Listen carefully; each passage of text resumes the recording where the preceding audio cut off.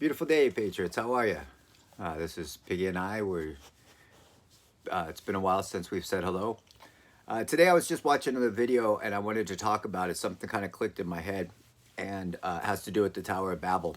And he was showing how the different churches have the word the excuse me, cathedral in it. And the word cathedral is basically just another word for battery, with the battery with the positive side and the negative posts. These are cathedroids. And there's so many coincidences of the word currency and electricity that it just goes to so many different things about our system, how we are all energy. The thought that was going through my head was that he was showing how all the different cathedrals are all over the world. We've seen this in many different examples throughout the past few years. Every continent has cathedrals on it. Every continent has the same type of state buildings. Every single continent has this Roman Greco type of architecture all over the place. And when we look at all these big buildings in the past, before supposedly electricity was invented, we had all these huge antennas on top that is, talking about, is it proven or not, or is it just theory or not? Well, we can leave that for a different debate. But, these buildings were being, getting some sort of energy. We don't see fireplaces in these huge, big, gigantic stone buildings. Could you imagine how cold those would be in the winter? The big castles throughout the world have no fireplaces, or if they did have fireplaces, they were so large that it wasn't very efficient to keep the place warm. So it's very easy to assume that the energy was coming from some other source. We know we can get energy now from the sky, from the ether, from the ground, even from trees and living plants. So back to the word cathedral, and being that they flaunt this type of information right in front of our faces.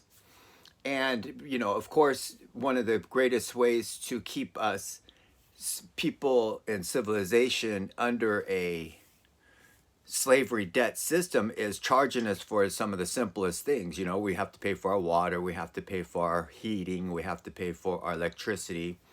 Anytime somebody comes up with a free energy or a low cost energy devices, be it through our vehicles, through our heating, it instantly gets pulled from the patents and sometimes even the inventors. It's a very dangerous profession, showing people low cost, if not free energy.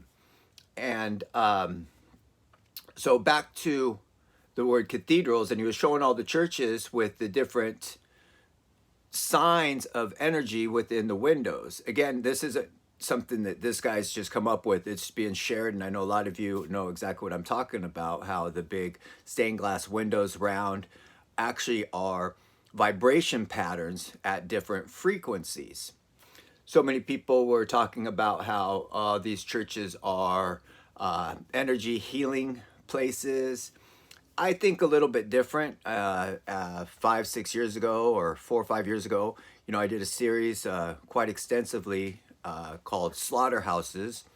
And that's personally what I believe. I believe these are the fallen angels buildings, and with all the different catacombs that are shown in Europe, in Paris, specifically, of all the bones down there, is why I call that. I believe that when in the Bible it talks about how the spirits and the demons will be coming, and the gates of hell will be opened up and will rush up through in great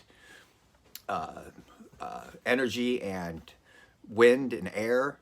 I believe that a lot of those towers and cathedrals, because they're hollow and different types of openings at the top, will be the sounds of the trumpets that will be coming out. I'm digressing. So back to the cathedrals. And then what happened was I was watching this and listening to this, it kind of hit me about the Tower of Babel, because he was showing all the different, again, I've seen this and you've seen this many other times. He's not showing anything new. He's just discussing it so that we can keep learning. And what I thought of was the Tower of Babel, because all these different architectural designs are all over the world, the same ones. We've all got the same story of when they were built and how they were built, or we don't know how they were built or who built them. And I was thinking that because of the Tower of Babel in the Bible, that the story says the Tower of Babel was being made to go up to so tall to reach to the heavens to see God. Excuse me. God got upset and said, you're not going to build a tower all the way up to heaven, which may be possible because it's a dome. Again, a different subject. But God said, no, I'm not going to let you guys do this. So he destroyed the Tower of Babel and then scattered the people all over the place. And each place had its own language. Well, maybe it wasn't just so long ago as our history tells us and teaches us, because we still have different continents and different countries all over the world where we all speak different languages. Well, we're back in the time now where we are all, no matter where you were born, we are all able to speak basically the same language, English being up until, say, 20 or 30 years ago, where everybody was starting to speak English. All the medical professions, anybody that was a pilot had to know English. There was a lot of professions where you had to know the one major language, which was English. So we're back at this time of era where all of our, the world can be speaking one language again, and we can all be conversing. With the past 20 years or so, with the invention of the internet, which is old technology, I digress, that is being allowed to give back to us, we can all speak the same language, because no matter what language you speak, the computer will decipher it and then put it back to the language that you speak. So in real time, I can just speak to anybody with the right hardware on my computer to be able to speak to anyone in any language without a very long delay of a matter of just milliseconds. So we can all speak, again, the same language. So back to now the Tower of Babel.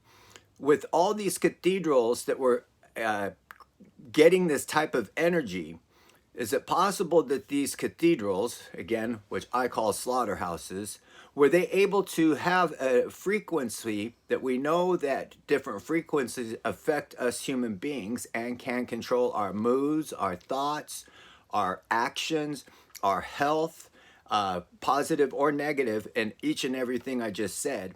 Is it possible that these cathedrals were controlling the currency of man, which our currency now is money, but they can still be using these energy devices to control us? We know that that's happening in our recent past and now.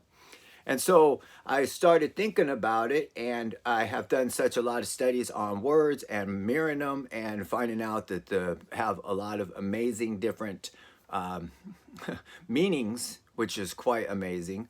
And so I took the word Tower of Babel, and I took Babel and I mirrored it. So instead of B-A-B-E-L for Babel, it's L-E-B-A-B, le-ba. And sure enough, when I put that in just our regular Google, it shows that it's a lexicon from the Hebrew language, which means the heart of man. Now, if God knows us because of our hearts, not what our mind thinks, not what our actions are, but what our hearts are.